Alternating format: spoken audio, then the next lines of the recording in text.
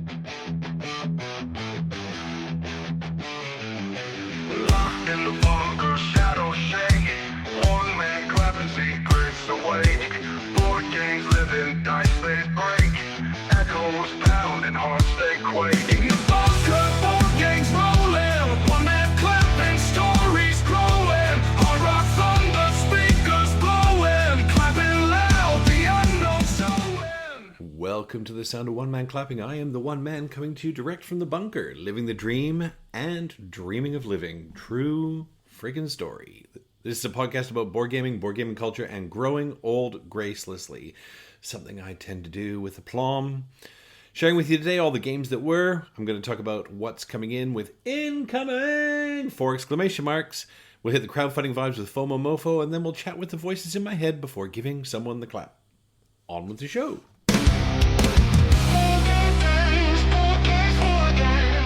This week in gaming for me, it was a great game for firsts. The shelf of firsts got a full fisting, and I got a few things off and loved every minute of it. I kicked off the week by playing a game I bought. I managed to find a copy on sale, I want to say about a year ago, maybe a little longer, and it was the deluxe version, and I can't remember why it was on sale, but it was a hell of a bargain, and that is Batman: The Dark Knight Returns. Now, I am a mad DC fan. Love Batman, love everything about Batman, and The Dark Knight Returns is a 4-part, I wouldn't even call it a campaign. It's kind of a campaign. There's a very loose story that holds it all together, but it's a 4-part solo game. And the rule book comes basically in 4 parts, book 1 to 4, and each one has a different setup and a different villain and some minor changes to the rules. And it's it's a little Marvel United-esque, I guess, in the gameplay, with maybe just a tad much more going on. So really what you've got is you've got this board, and the whole board is a whiteboard, as in it's a dry erase board.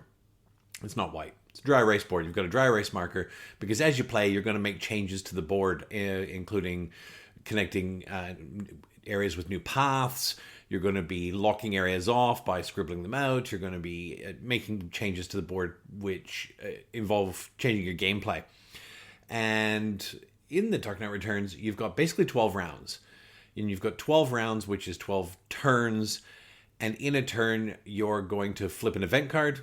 That event card's going to give you some minor unique changes for the turn in question.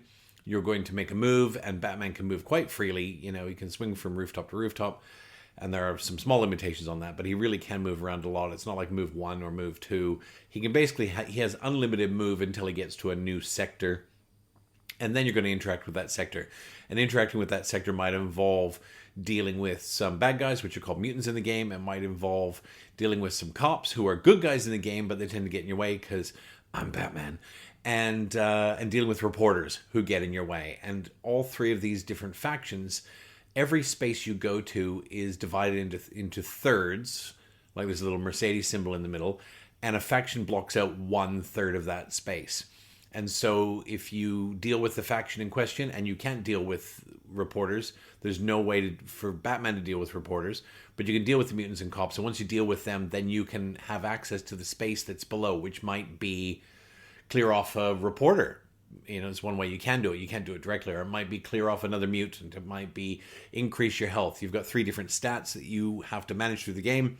You've got health, sanity, and I think it's might or something fisty. And this is a game of attrition. You start off with, you know max stats, and when your stats hit the bottom, you're done. The game's over. And you've got to survive all 4 books to the very end to win the game. Look, it was really fun. It's not a lot of decision space in that, you flip the event card over. You do have a hand of cards. There are 3 different kinds of cards. There's an event card, there's a fight card, and there's a detective card. And at the start of the game, you set up these decks. And if you're doing a fight, you can flip a fight card, and that fight card gives you access to a special defense or special attack. And then in your hand, you've got detective cards, which allow you to do detective-y type things. And it's a puzzle. It's really fun. It's not very heavy in that, the decision space is, well, I've got to, because you're on the side of the board, you've also got 3 goals. And the goals might be clear out all the mutants in one part of town. And so well, I've got to do that. Spoiler here for anyone who's got this on their shelf of first and doesn't want to hear anything, maybe tune out for about 60 seconds. In book one, you're dealing with Two-Face, and Two-Face has clues all over the board. And once you flip those clues over, once you get enough clues, Two-Face manifests on the board, and then you fight Two-Face. And that book is over. Spoiler over, guys. For me, I looked at the 12 turns, and I wasn't 100% sure what that looked like from a game timer point of view. And so I was whizzing around to grab these clues, not realizing that the second you pummeled Two-Face that the round was over, meaning that my goals on the side of the board were left unachieved. I had a few things I would have liked to have done. And I think I was only on about turn 6 of the game out of the 12. And book 1 was done. So for me, I think I'd like to go back and replay book 1. I think for me, I want to see what it looks like when you play it out, and maybe just sort of tickle out that final fight with Two-Face a little longer. You've got really cool dice in it. The dice are all batarangs, and they've got different symbols on the side. Combat's easy. You're rolling some dice for the bad guys. You're rolling some dice for Batman. You match them up. You roll again, and if you manage to eliminate some of the dice, then you're taking mutants off the board, or cops, or whoever you're going against. It's really fun. If you love Batman, if you love something like a Marvel United, I think the decision space in Marvel United, particularly, if you're playing solo two-handed, or if you're playing, two of you together, you got a little more space to say, well, here's how we might want to play this particular turn. In Batman: The Dark Knight Returns, what you're going to do on your turn, once you've made a decision where you're going, it kind of sort of takes care of itself. You're rolling some dice and seeing what happens. So your main decision is really, which space am I going to? But it's fun. I love Batman. I had fun playing it. I'm going to reset it and start game 1 again and go back and do it again. I had not played it before. As a first, I loved it, largely because I love Batman and I get to be Batman. The deluxe version comes with minis instead of standees, so I've got minis for Batman. You've also got, in game 1, you've got Commissioner Gordon as an ally. And Commissioner Gordon whizzes around the board shooing away the media. So that's how you deal with the media, is every turn you get a chance to move Commissioner Gordon around and shoo the media away. There is a really interesting mechanic that I didn't see happen, largely because I think I finished game 1 too early, is that if all three of the subspaces on a location are filled with something, whether it's police or mutants or media or whatever the case is, then you have a riot in the space, and bad things happen when there's a riot. And Commissioner Gordon, one of the things he can do is he can help dispel riots. So, looking forward to seeing more. As I said, love Batman, really enjoyed the first one. This is by Darrell Andrews and Morgan Dontonville, published by Cryptozoic Entertainment, art by, who knows, they're not named anywhere in the credits. So it's DC-related art. It's kind of dark and mysterious. I suspect the art's taken from the comic because the game's based on a specific comic IP. So I suspect they haven't named specific artists because they probably just ported the art over from the comic. So the second game I got to the table last week was SETI, The Search for Extraterrestrial Intelligence. And if you're paying attention to that board game name, it is Search for Extraterrestrial Intelligence, The Search for Extraterrestrial Intelligence. Which, as much as I think it's a very cool game, and there's a lot going on, and we're going to talk about that, it's like calling the game SETI. And I'm sure somebody's raised that before. SETI. They could have just called it SETI. They could have just called it The Search for Extraterrestrial Intelligence. First world problems, minor niggle. But anyway, on to SETI. There's a lot been said about SETI in the last 6 months. Largely because most of the rest of the world got access to SETI last year around, I think it was released around Essen, so early October. SETI has just hit Australian shores. My copy delivered literally this week, and I've been dying to get to the table. So I put it on the table, and I played a two-handed game because as much as I wanted to jump straight into the solo version, until you know the rules, the rhythm, and the pacing of something like SETI, I always prefer to play two-handed. And so what I would normally do, and this is what I do with Lacerdas or any chunky game that comes out, is I set up 2 players on the board. I play both players for a round or 2 until I get a meaningful feel for, well, this is how it feels. This is how the rhythm is. This is how the pacing is.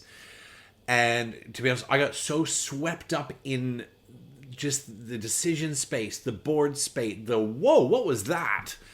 I ended up playing a whole game two-handed, which is silly, right? Really silly. Like, it was an hour I could have spent doing something else that second half of the game. But it was so fun and so engaging.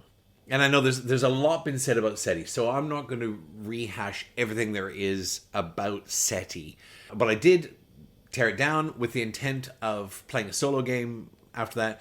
And I took a break, popped upstairs from the bunker, and I was talking to my oldest daughter, Lou, and I said, look, I've just played this really wild game.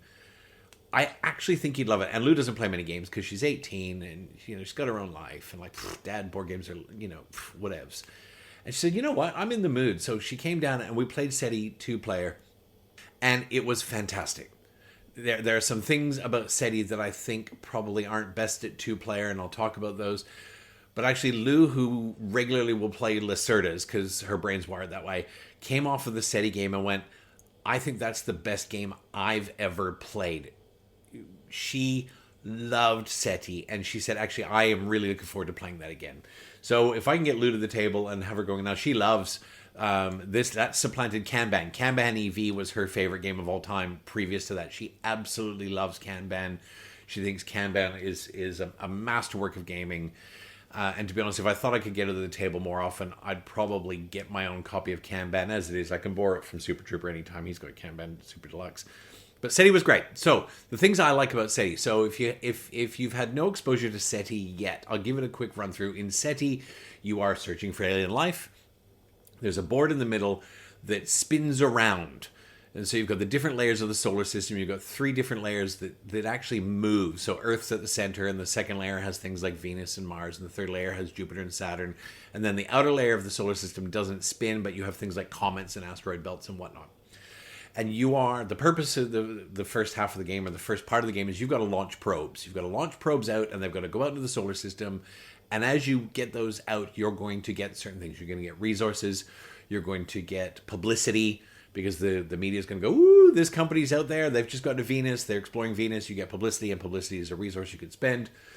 And then you have a choice in the latter part of those probes' journeys to either pop them into orbit around a planet, which gives you one set of resources, or you can land them on the planet for a different set of resources. And the landing on the planet gives you a resource. One of the resources you get on the planet is a piece of information about an alien species, and it's the only place to get them.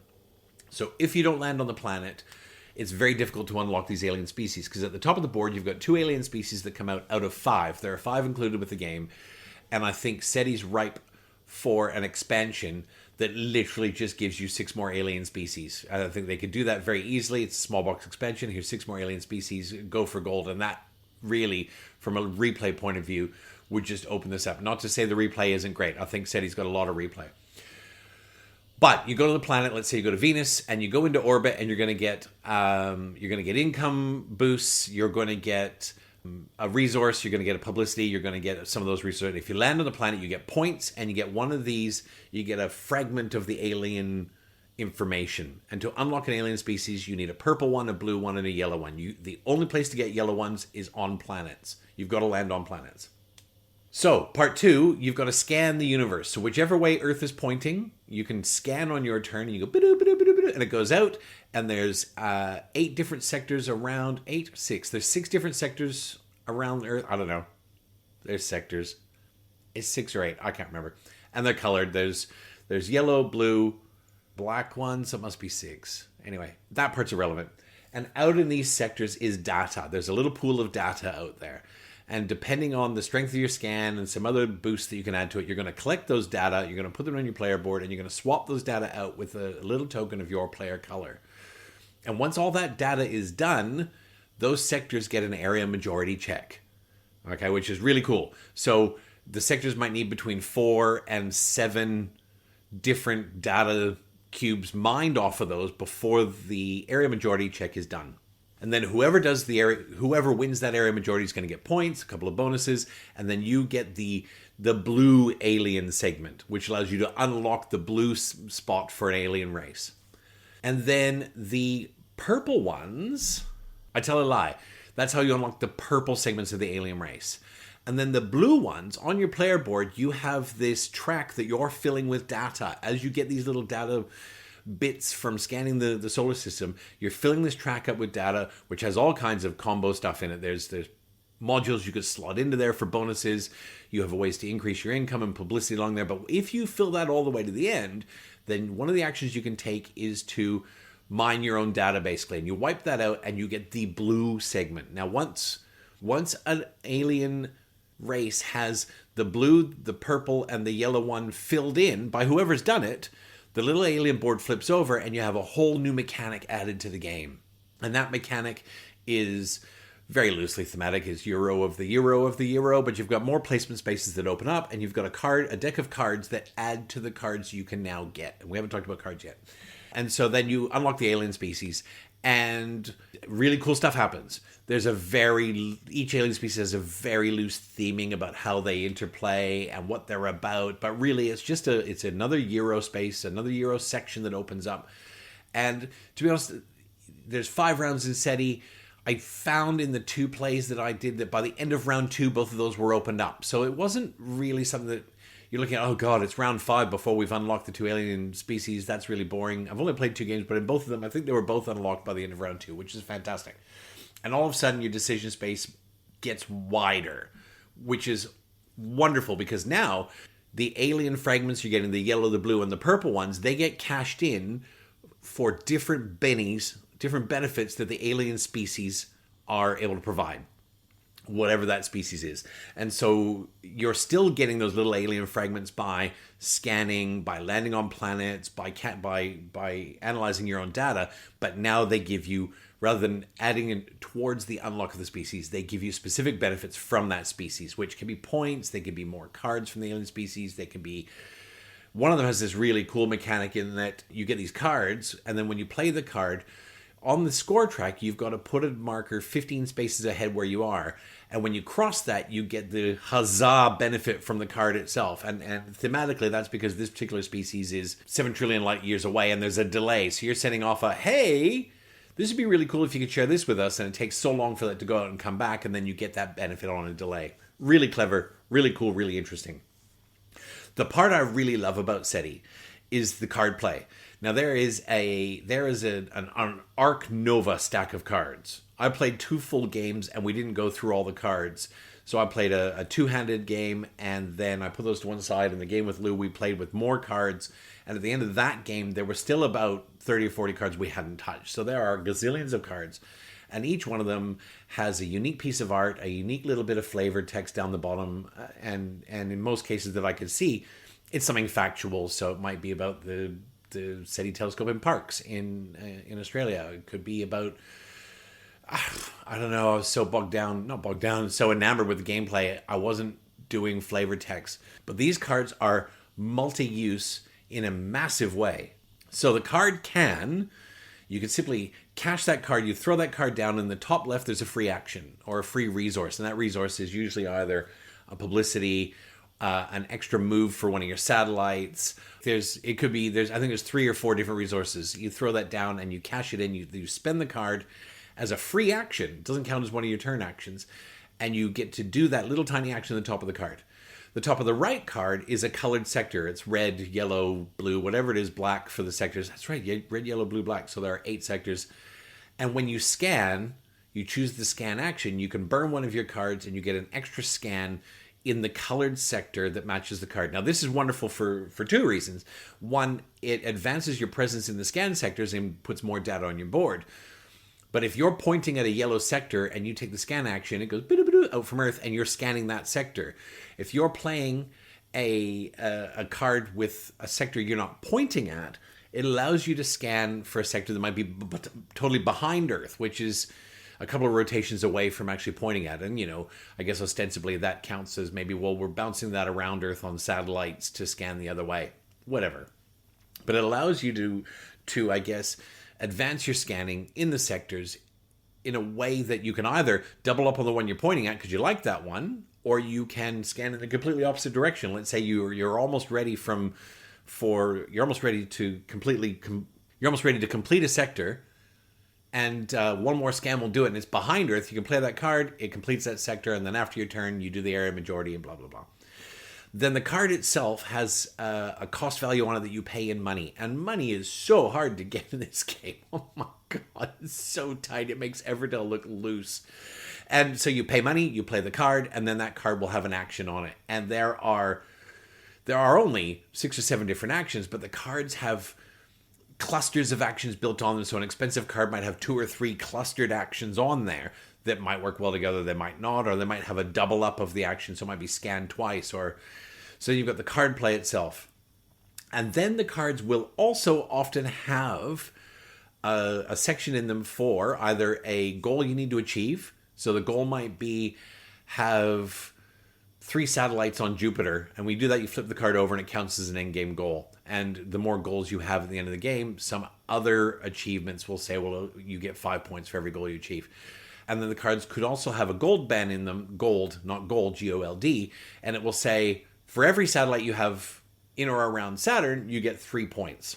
So these cards give you a myriad of ways to use them, and you go to hand of cards, and also getting cards is also, it's not like you get one card at the end of every round automatically, and the rest you have to either farm or get in other ways. The decision space is delightful. The box is the game is super sandboxy. You can be like, well, I'm going to go down the scanning route, because on your board, on your player board, you've got 3 different areas that you can advance your technologies in. One is your probe management, one is your scanning, and one is your data collection. And you can't do it all, because getting a technology is really expensive. So you've got to sort of look at the board state and go, well, and your cards in hand, and say, well, this is the direction I'm going to go in at this point. And so you might invest in a technology for scanning because you've got some great scanning cards or some great scanning abilities, or Earth is pointed in a great spot for scanning. Or you might decide, well, I'm going to invest technologies in my probe techs because Earth pointed at Neptune. And if I can plant a probe on Neptune's moon, that's 26 points just for dropping it. Now, Neptune's way out there, right? So you got to play a long game. You got to get a probe out. You've got to spend a lot of moves to get it out there, and you've got to invest in the technology that allows you to land on moons. Once you do, 26 points is a lot. It's a lot. But if you can land on the moon, it is a big chunk of points. But you will be doing that at the cost of other things.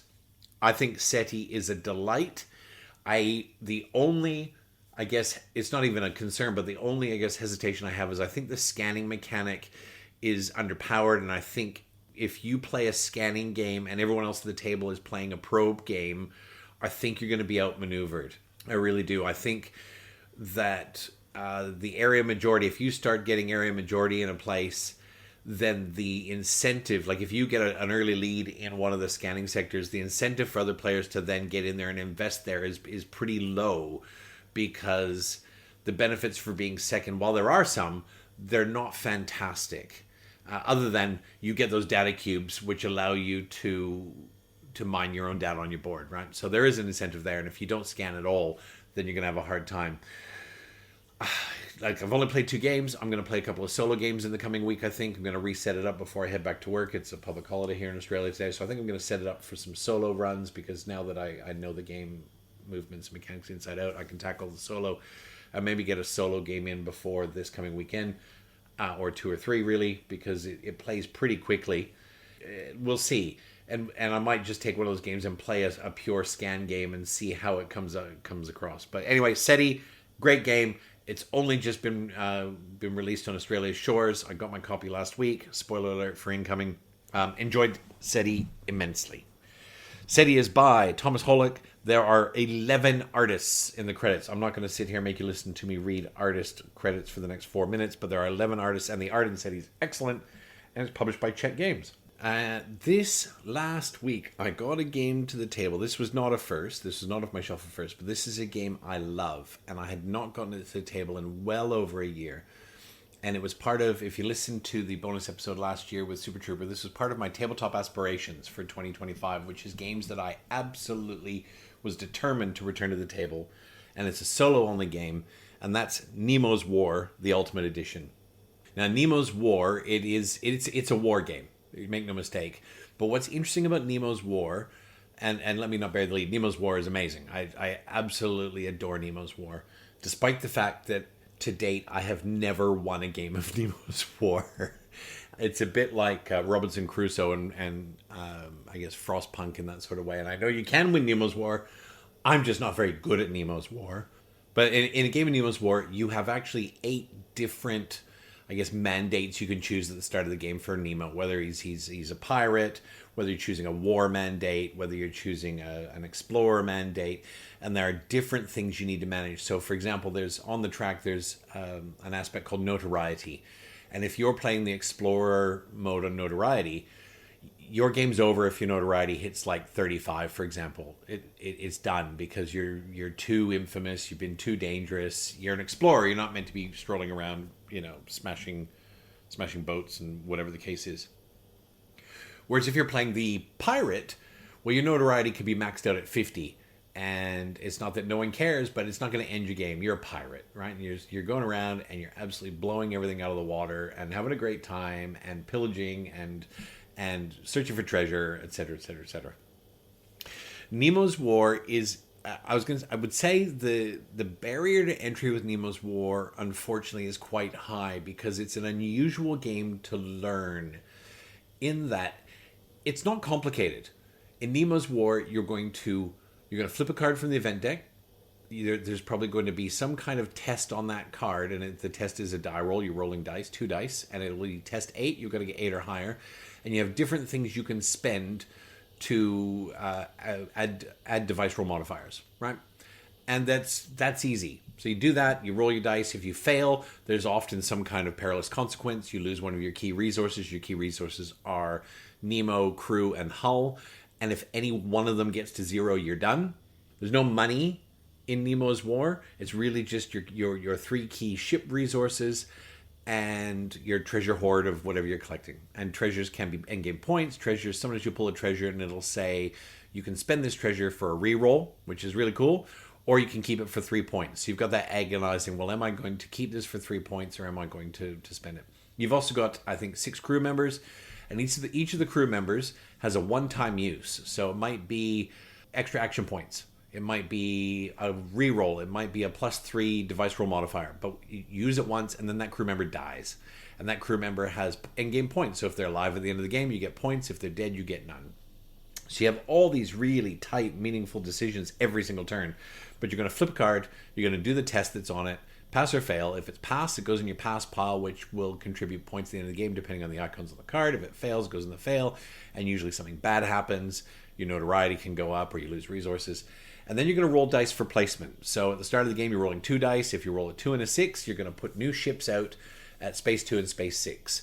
There are 6 numbered spaces, and there's 5 overflow spaces in between them, and they're all the different oceans on the map. Art by Ian O'Toole, by the way. Amazing, amazing, amazing. And the iconography and the on the board, everything you possibly would be doing is on the board. So when you're taking a test, it tells you how all the modifiers work and what the pass fails are. And if you're everything about the game, once you learn it, is on the board, which is amazing.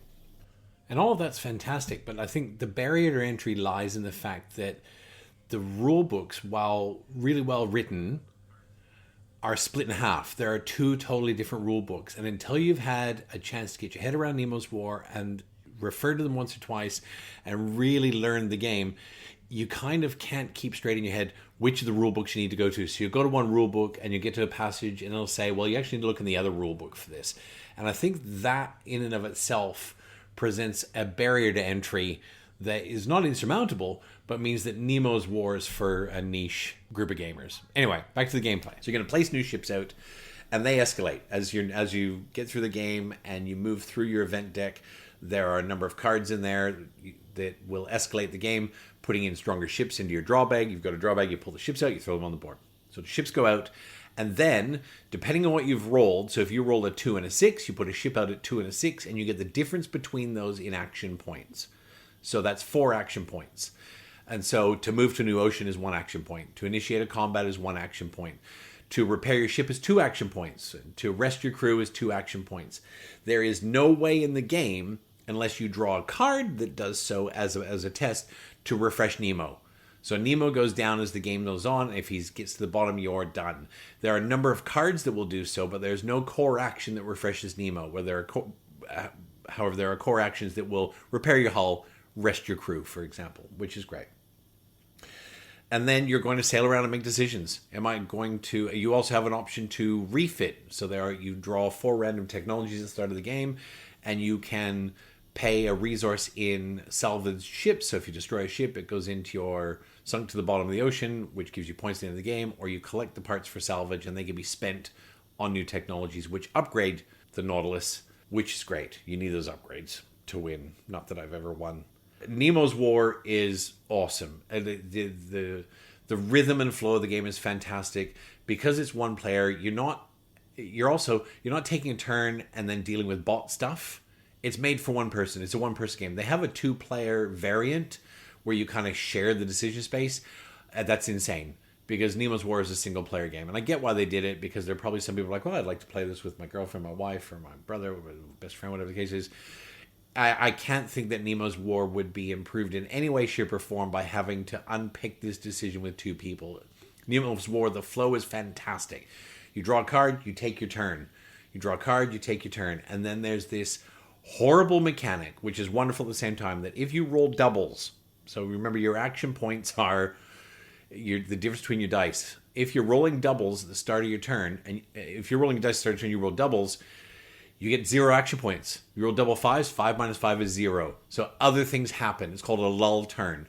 And, it represents currents fighting against you, whatever the case is thematically, but you can't do anything with the exception that you have the option to save 1 action point from turn to turn. And so sometimes you really need that action point in a turn, and sometimes you think, well, I'm going to save that in case I roll doubles. So if you roll doubles, you get no action points for that turn. Other benefits happen, treasures spawn on the board, and other things happen, but if you haven't saved any points or you don't have any other ways to farm action points, because there are one of your crew can be flipped for action points, some treasures can be cashed in for action points. If you don't have those, you're stuck. And so you're spawning new ships and you can't do anything on your turn. I played 3 games back-to-back last week. I set it up, had to do a bit of a relearn because I hadn't played Nemo's War in ages, and it was so good. I literally played 3 games back-to-back over 2 days. I only made it to the end of 2 of those games, so your game's over if you lose any one of your resources, or if you're playing one of the factions where your notoriety bombs you out with defeat before you get to the end. I made it to the end of 2 games, as in I was still alive, but when you counted the points up, it was, you're a loser. But you know what? So much fun. Nemo's War, I've ticked it off for Token Aspirations for 2025. I will absolutely bring it out again in 3 months probably and do another big burn of 2 or 3 games back to back because it is fantastic. And then, last game of last week, I played a game off my shelf of firsts that I bought at PAX last year. It's a game that I have been really dying to play. And yesterday was Sunday, and I was finishing off Nemo's War, and the Peanut said, hey, when you finish that, can we play a game together? And I went, heck yes, we can. Absolutely. So she went away and did whatever she was doing for another bit. And she came back about an hour later, and I had set up Flock Together. So Flock Together was a Kickstarter that came out, I think it released last year. It's a 2024, and I think it hit Kickstarter a year before that. And Flock Together is a co-op game where you play chickens. It's kind of like a very mini toned-down chicken RPG. And you're on the farm, and you have 4 predators that are at different spots around the farm. And you've got to survive together to the end of the game and eliminate all 4 predators. And the production in Flock Together is fantastic. There's only one version, right? So if you're going to buy Flock Together, know that you're getting the deluxe version because there's only one version. It's deluxe or get a different game. And I actually really love that about this game. And I managed to pick up a copy of this at PAX last year from a company that was selling copies that they'd bought as part of the Kickstarter, and brought it home and had a look at it and punched it and sorted it last year and put it away. And I thought, oh, well, that looks interesting. So yesterday I set it up. And the Peanut came in and went, Flock Together? Heck yeah. Why have you set 3 places? I said, because we're going to wrestle Mummy to the table and make Mummy play. Because the fox was doing something else. And so we set it all up. I watched the video, and the video teaches 17 minutes. It's an excellent, short, sharp video. You can learn Flock Together in a 17-minute video. It was fantastic. And at the end of the game, I knew exactly how to play because it's not overly complicated, Flock Together. And so in Flock Together, you start the day, you've got a little spiral-bound book that has your chicken of choice in it, and there's basically 3 pages in it. Page 1 is when it's a chick, page 2 is when it's a pullet or a cockerel, it's a teenager, and page 3 is full grown. And you grow your chicken by contributing some of the food that you've got to the growth of your chicken. And you've got a track, and when it hits certain thresholds, it's going to grow. And as your chicken grows, it's going to get more health, which makes sense. It's also going to get access to a new standard power. So at level 1, the standard starting is not so much a power as it's usually, well, you start with an egg or you start with a couple of food. And then at level 2, it might be you can dodge 1 predator retaliation. And at stage 3, they're not really extravagant powers. They're really easy for the peanut to grok. So we played. And on your turn, start of your turn, you're going to flip a new weather card. There's 3 seasons you go through: spring, summer, and autumn. If you get to the end of autumn and the final boss is not defeated, you lose the game. If all 3 chickens die, you lose the game. If you defeat the final boss and we're not all standing in the field together, we lose the game. So everybody wins or everybody loses. And it's a delight. So on your turn, you're going to get a production. And as a chick, that production is a food. As you grow, that production is eggs, because eggs can be used for a couple of different things. So you're going to get eggs rather than food once you grow up, and that makes sense. Chicks can't lay eggs.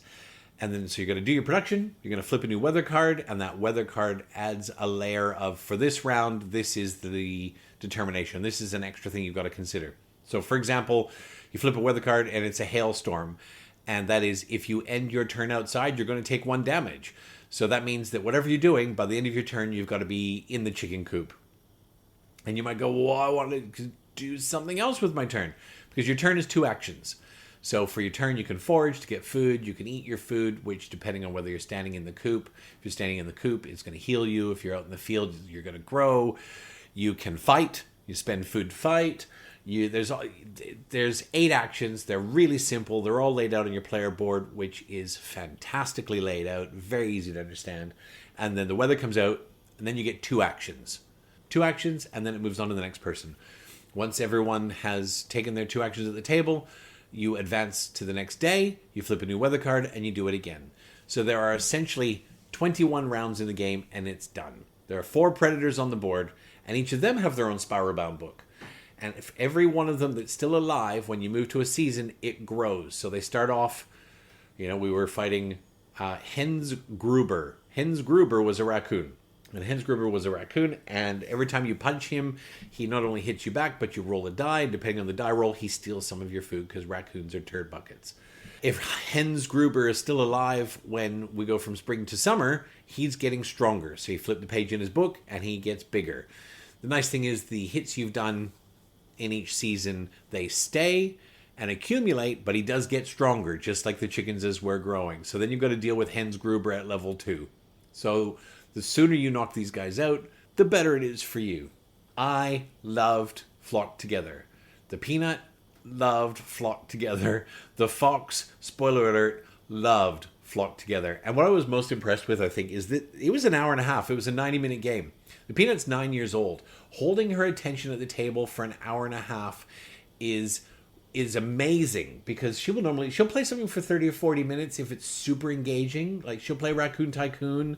She tends to tap out sort of towards the end because it's not got enough to hold her. The art in Flock Together is done by Andrew Bosley, and the art is spectacular. The art on these chickens as they grow, on these predators as they grow, the art on the board, the art on the cards, the art on your player board, and the iconography, it's amazing. And so I think for the Peanut, it was watching us get around the board and take on these predators and watching their damage grow. And we get to that final boss, and we lost. We lost the game. The boss had 3 hit points left, and we had no turns left, and the season ended, and we lost. But you know what? What was amazing is there was no disappointment at the table, because that journey of us working together and working out what are we going to do?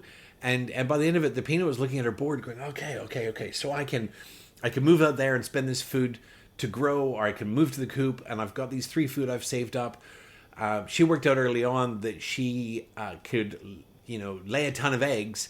And then, because there's certain times in the season where you can cash eggs in for food, and she had this food bonanza, and she was using that food in huge. It was so great. It's age 10 and up to play. The Peanut's 9. She turns 10 in May. We loved it. I immediately hopped on and late pledged for the expansion because the expansion is more chickens, more villains, more weather cards. And I actually can see Flock Together being something we get to the table pretty regularly. High five, guys. And I want to say, Flock Together is done by Matt Mundy, art by Andrew Bosley, published by Sea Cow Games. I believe Sea Cow Games is Matt Mundy's company. This is their first game. And I hopped online and I just posted. I said, man, that was just so much fun. And Matt Mundy hopped on and said, I'm glad you enjoyed it. We swapped a couple messages back and forth. He's clearly very passionate about this.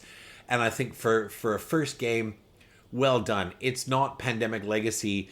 It's not Mage Knight. But you know what? We are going to play the bejesus out of this game in this house. And I can't wait for more. Flock Together. Monsters on the doorstep, new delights inside. Heaven's on fire, fields to divide. Now on for incoming! 4 exclamation marks. Spoiler alert. SETI, that is all. SETI came in last week, played it twice. I'm going to play it more this week. As I mentioned last week, we're not talking about that game, the one that I've mentioned once or twice, the game that shall not be named until it graceth my front porch. A whole bunch of other stuff is imminent. Tabriz is on the way sometime. That's the Persian carpet weaving game by Randy Flynn. Pandora's Box for Hoplomachus Victorum should be here literally any day. I haven't got a shipping notification, but it's coming. I just got a message from Ion Games that PAX Hispanica is on its way. That is the PAX game based in the Caribbean. It's got pirates and other fun stuff. And I pre-ordered that in January 2023. And that's, I believe, by Phil Eklund. So I'm really looking forward to seeing that one come. And that's it. Incoming is incoming. Yeah. Everything's going to come all at once. You watch. All of this is going to dump on the front porch. Postman Pete's going to have to make 9 trips from the van and then check himself in for rehab.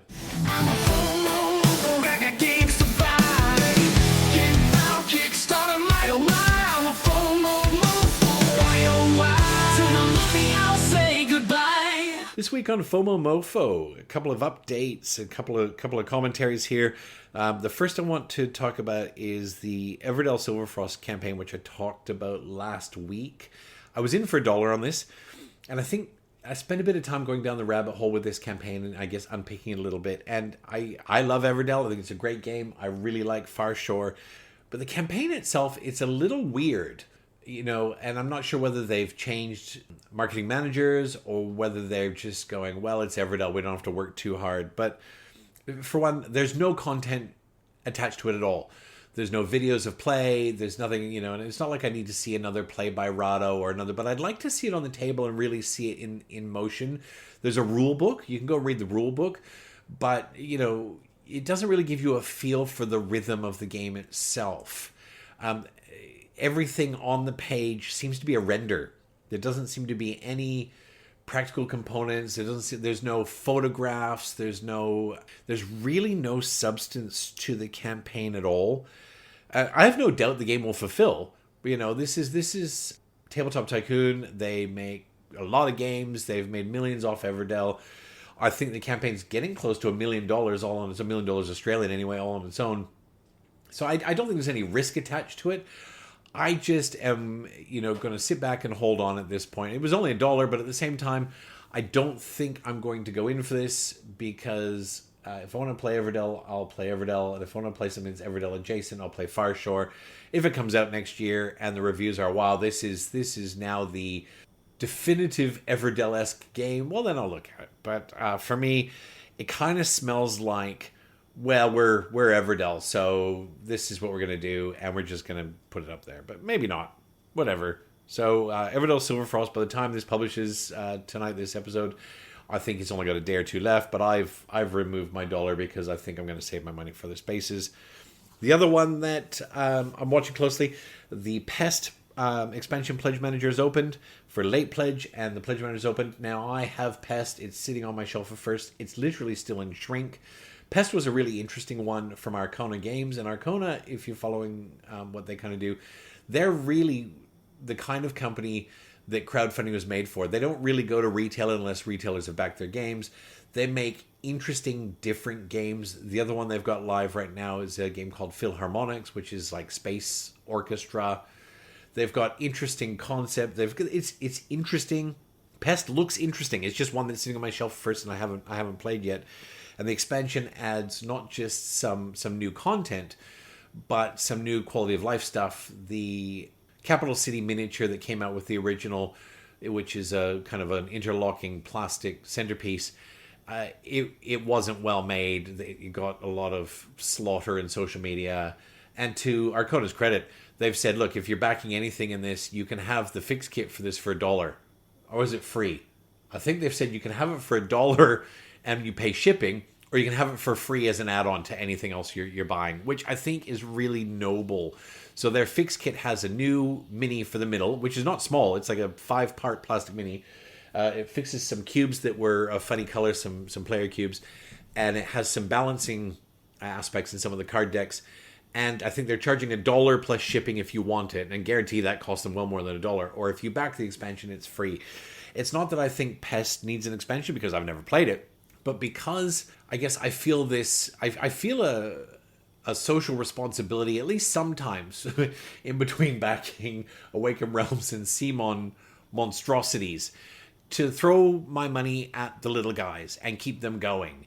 So I was in for $1 in the main campaign because when Pest came out, it was a timing when I didn't have a lot of money in my board game account.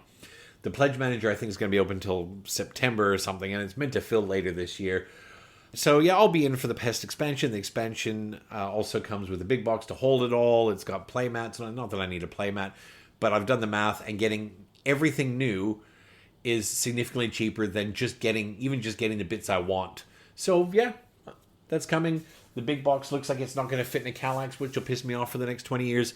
But whatever. Pest, companies like Arcona, guys, if you've got a little money in your account, they're the kind of guys that I think we should be looking to take care of. Even if don't buy games, not for you.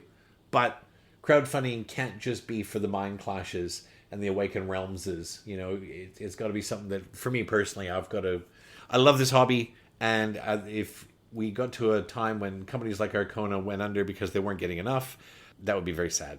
There are many, many imminent launches for a myriad of great products. This is going to be a tough year for my board gaming account, not just for new projects that are launching up and coming in the as early as next week, but over the coming sort of 4 to 9 or 10 weeks. There are a myriad of beautiful projects that are coming, both from big, medium, and small publishers. And a ton of pledge managers for stuff that was around Christmas time last year will be opening. So stand by, watch this space. Fomomofo is going to get hot and dirty this year. I can feel it.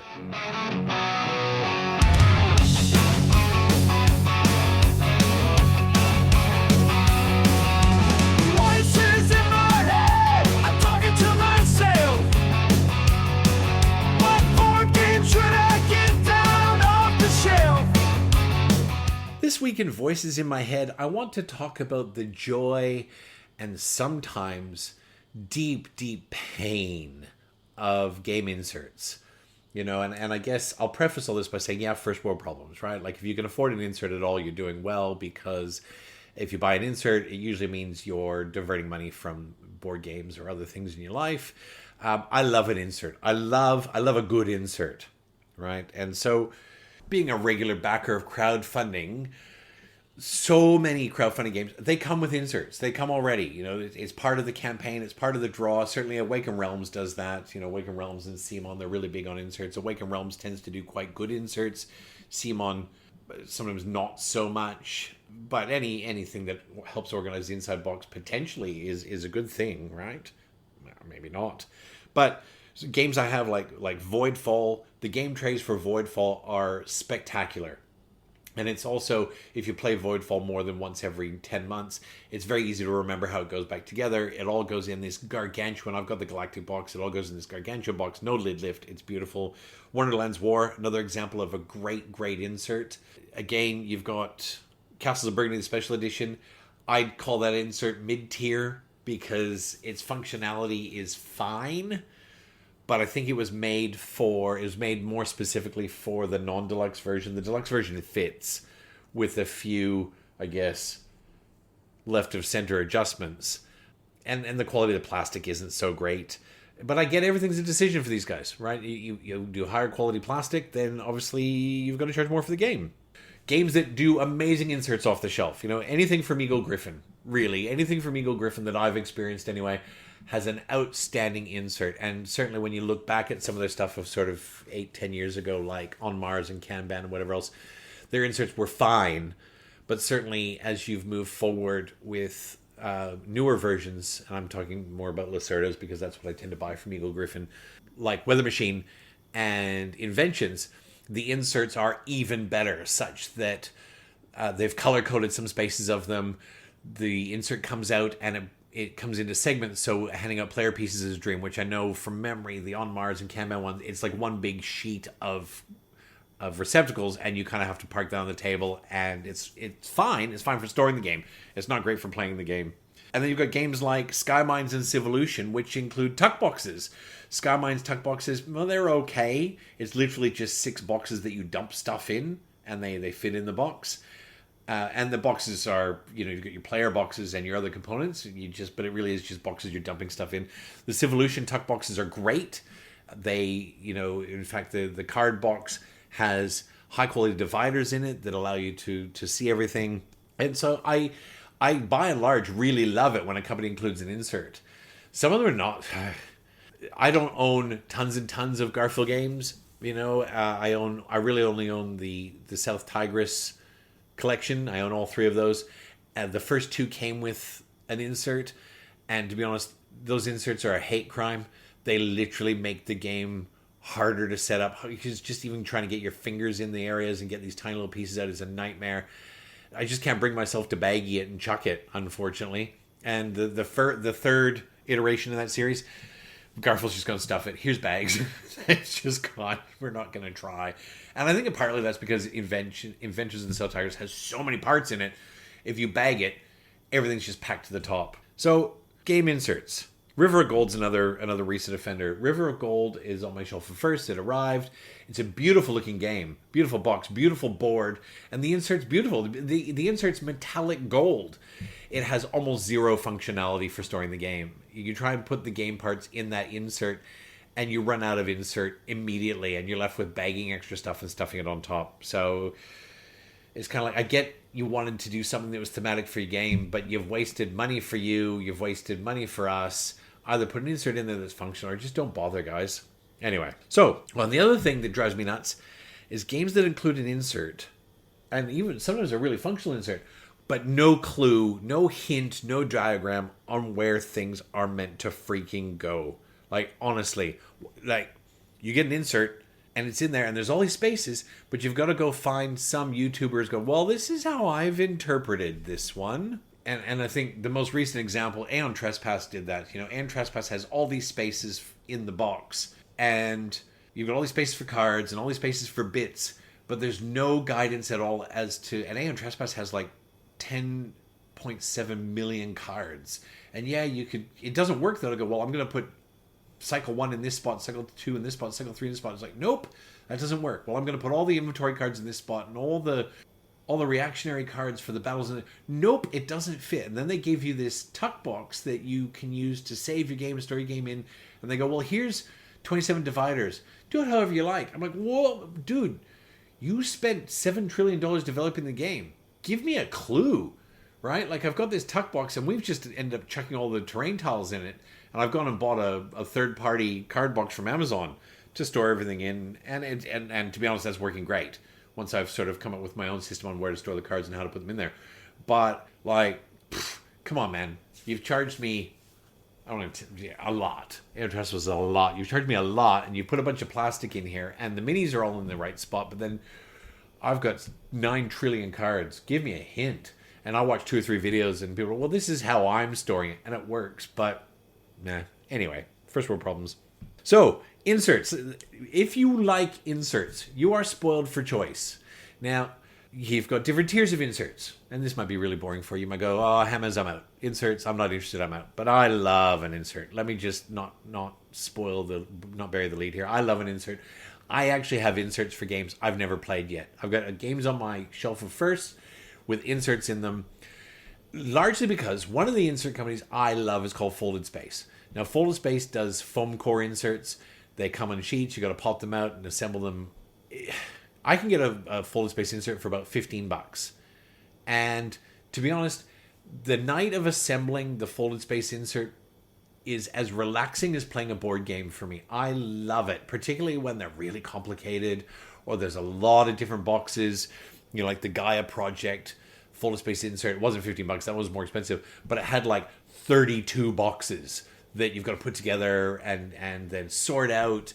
But then when it's all done, the game all slips in there. Now, Super Trooper, he freaking loves baggies, man. He loves baggies. Every game he owns, it's put it in bags, stick it in the box.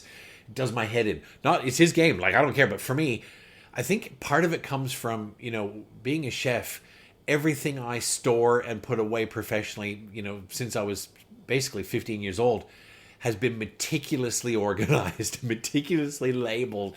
There's no OCD involved. It just makes me happy to go into a cool room or a pantry or a dry store, or whatever the case is, and see, well, this is how it's sorted.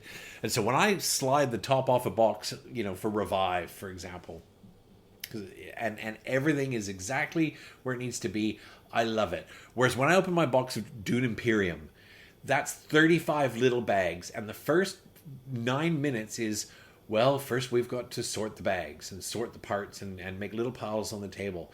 And that, I get, has zen in and of itself. I love setting up for a game day. We're doing Voidfall. It's an hour to set up Voidfall. Maybe not 40 minutes. I love it. It's got an insert. It still takes me 40 minutes to set up because you've got to pull it all out. You've got to put it all together. I love it. And if setting up games from baggies is your thing, I'm not here to yuck your yum. You fill your boots. I love pulling little things, little boxes out, and they're all ready to go. It makes me so happy. Just as happy as filing it all away again. It all goes in that little insert, and it all goes back in. So I'm a folded space junkie, right? So games I've got, I can look at my shelf of firsts, and I've got Food Chain Magnate on there, which is probably... Food Chain Magnate doesn't have a lot of complex parts. It's a gazillion tokens. It's a gazillion cards. The folded space insert, I think I got it on sale for $11. It's in there. Never played Food Chain Magnate. Teletum is also on my shelf of first. Teletum has a bazillion bits. I took the opportunity. Same thing. Folded space insert. $17, $18. It's a night of entertainment for me. I sit down at the bunker. I pop it all out. I glue it all together. I check all the seams. You get it all done. You stand back. You wait till the next day, and then you put everything away. I love it. But folded space is your entry-level stuff. Folded space is function. Now, folded space a couple of years ago moved into both licensed and full-color inserts, which I also love. So, for example, Tapestry. Tapestry has 10 zillion parts, and half of it is full-color building minis. And so Folded Space brought out they actually have two versions of the Tapestry insert, depending on how many expansions you have. I don't know how they did it, but they've managed to create an insert. I had the Tapestry insert, I had Tapestry, and then Stonemaier went, hey, here's another expansion, here's 27 new civilizations, and blah, blah, blah. And Folded Space went, challenge accepted, and they created a version 2 insert that basically reconfigured the inside of the box, and everything for Tapestry goes in the original Tapestry box. I have no idea how they do it. I love it. And it's full color, and there's pictures of the buildings and everything, so you know which building goes in where. It's amazing.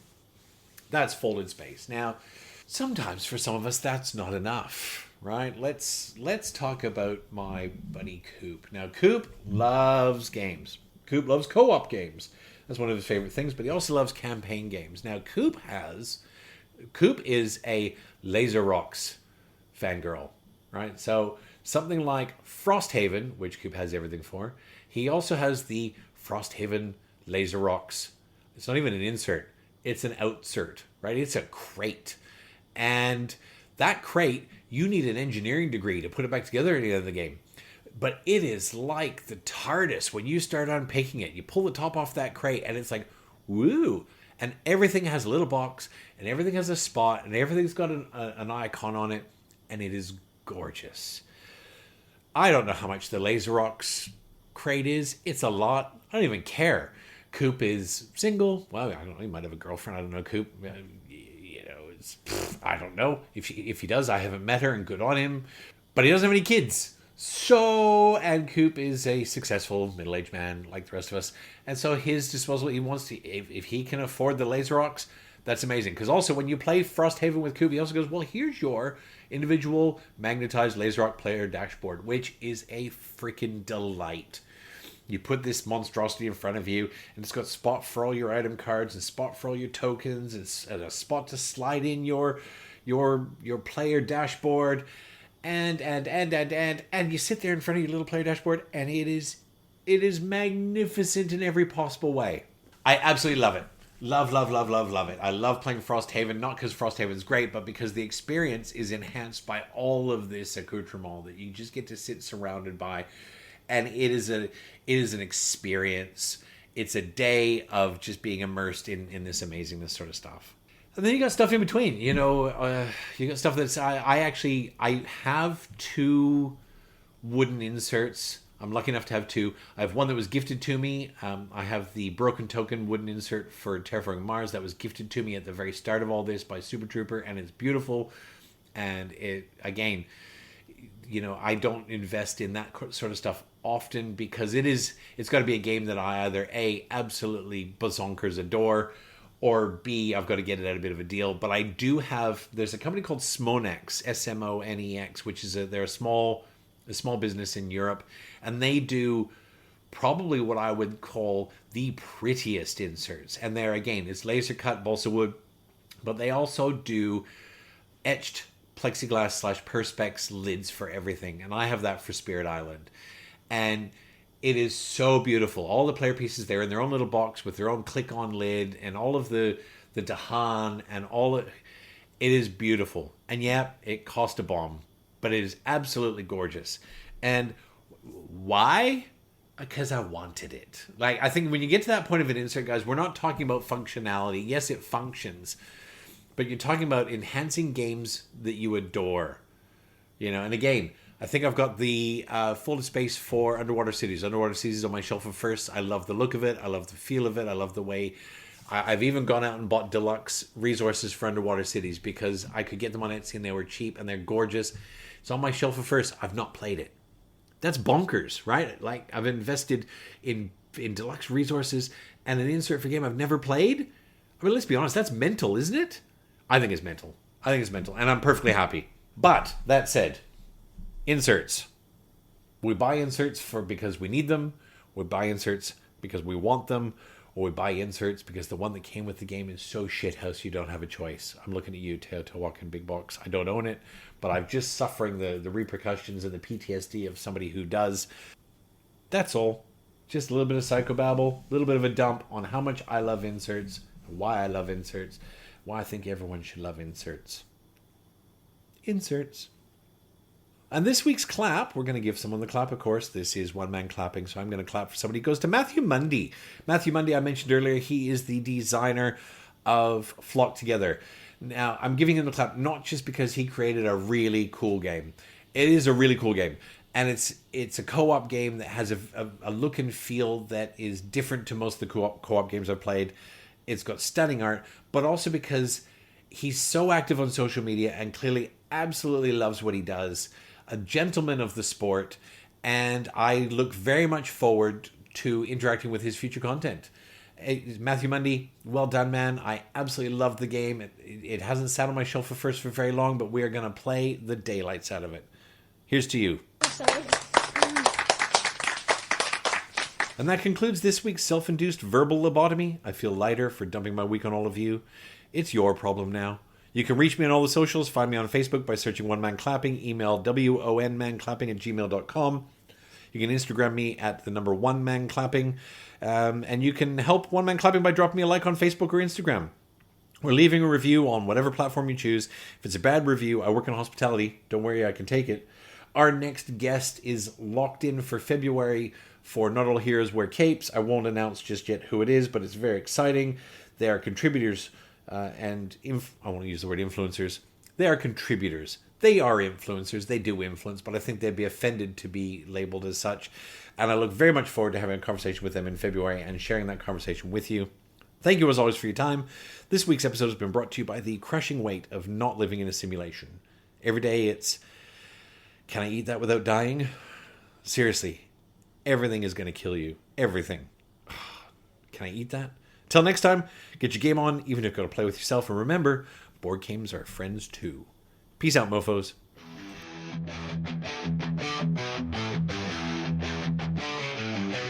Locked in the bunker, shadows shaking.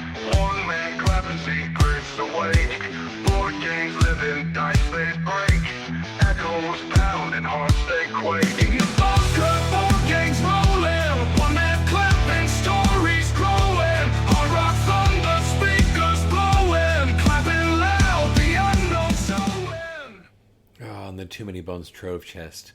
It's not an insert, it's an outsert. It fills a whole Kallax and it keeps everything sorted. So good.